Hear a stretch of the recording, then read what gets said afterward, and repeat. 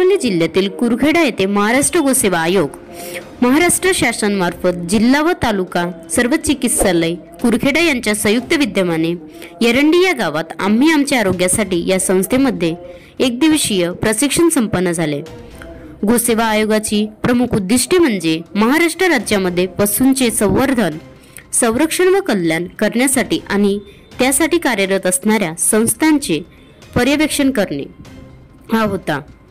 या कार्यक्रमाला विश्व हिंदू परिषद गडचिरोलीचे कार्याध्यक्ष वामनराव फाये, मठाचार्य पुंडलिक नेवारे, गौरक्ष प्रमुख प्रल्हाद खुने, तालुका लघु पशुवैद्यकीय सर्व चिकित्सालय कुरखेडा वर्षाचे सहाय्यक आयुक्त देवेंद्र मेश्राम, दीपक मांडेकुटवार, पशुधन विकास अधिकारी दीपा दवंडे तथा मुख्य मार्गदर्शक म्हणून उरकुडे व जवळपास 50 दुग्धोत्पादक शेतकरी उपस्थित होते।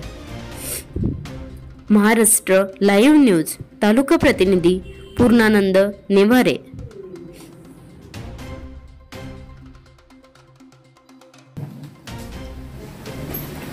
गोपालक बंधू भगिनींनो तसेच सर्व उपस्थित कार्यकर्त्यांना आपल्याला अनेक वक्त्यांनी मार्गदर्शन केलेलं आहे। गायीपासून आपल्याला पंचगव्य, क्रोध, दूध आपला प्रकल्प आहे। त्या गौमातेवरती आघात आलेला आहे। रात्री अपरात्री जर मोठे मोठे ट्रक, छोटे काही जे काही साधनं आहेत त्या साधनाद्वारे आमचे जे शेतकरी वर्ग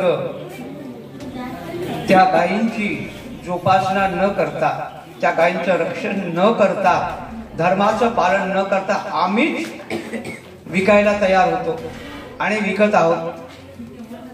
गोरक्षा हे सर्व काय आमच्या माध्यमातून होत नसताना हे सर्व आघात होत आहे, विघात होत आहे।